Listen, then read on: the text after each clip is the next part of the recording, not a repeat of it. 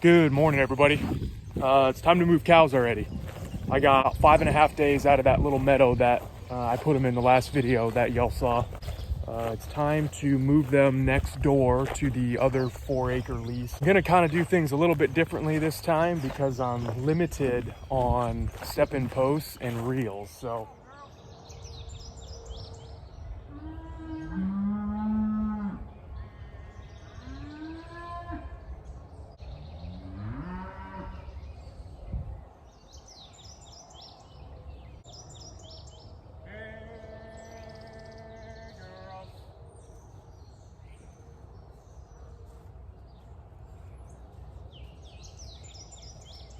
hey, girls. Come on, girls. I found some good spots of clover. Dang it. Looks like I'm gonna have to get the bucket. Leave it to Mac to be the only one to follow me. Come on, bud. Come on, girls.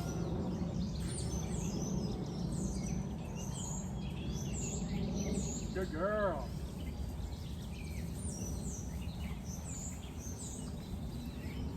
Hey, girls.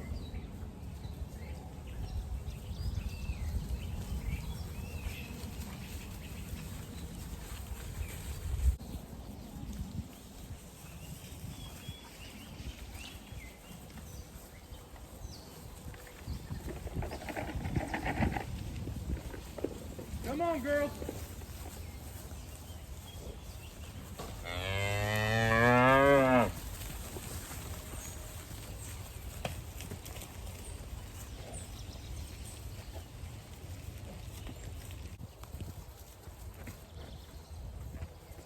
Come on, girls.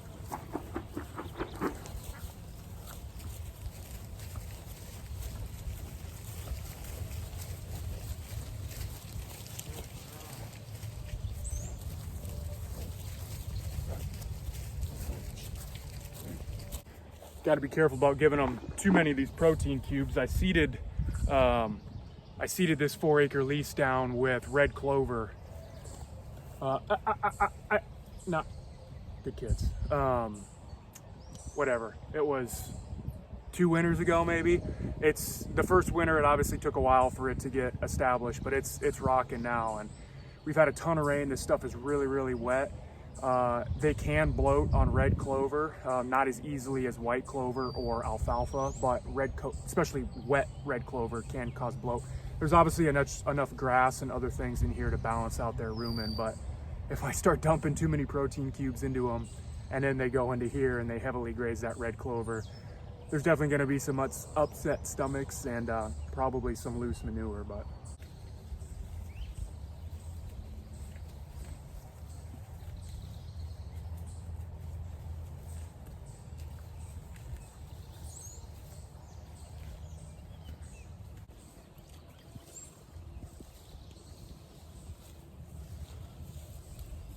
so this is a really, really small chunk. I'm getting back into the strip grazing method that I'll continue to run for the rest of the summer and the fall. Unfortunately, with this 4 acres, one of the problems is there's not shade every single strip as they progress, so I won't be able to back fence. Now I'm okay with that for 2 reasons. One, like I said, is the lack of shade in this pasture. We've got full sun and 90+ degrees continuing for another week. Calves. As they progress to the east, normally where I would back fence them to keep them off of what they've already grazed, I'm not going to be able to do that. They're going to have to be able to come back over to the west to get out of the sun. So that's reason number 1 why I'm okay with it. Number 2 is because this year I'm kind of doing things a little bit differently to where the pastures that I'm grazing pretty hard, and I really only plan on grazing them 1 time. That front 2.5 acres, the calving pasture I talked about, severely overgrazed, but that's okay. I'm not going to touch it until fall. So it's going to have basically all of June, July, August, possibly mostly through September and halfway into October if everything goes well, before they'll be back on that. Same with this 4-acre lease. I don't plan on grazing this down as hard as I did my home pasture, just because I don't want to ruin the pasture that I don't own. but it's gonna get a good grazing. So I don't mind not back fencing. They might come back and regraze stuff that's starting to grow again, but as long as I keep that strip moving in front of them, keep a lot of good forage in front of them, they're not gonna do a whole lot of back grazing. Big dog. What's up, big dog? All right, bud.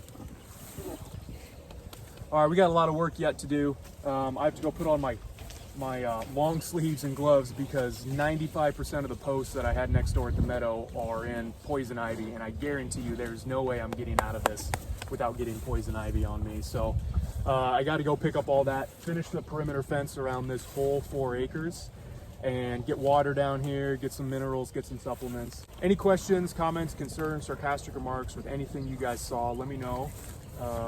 And thanks for watching. We'll catch you guys at the next one. Oh boy, I better hurry up. It's starting to get very rumbly.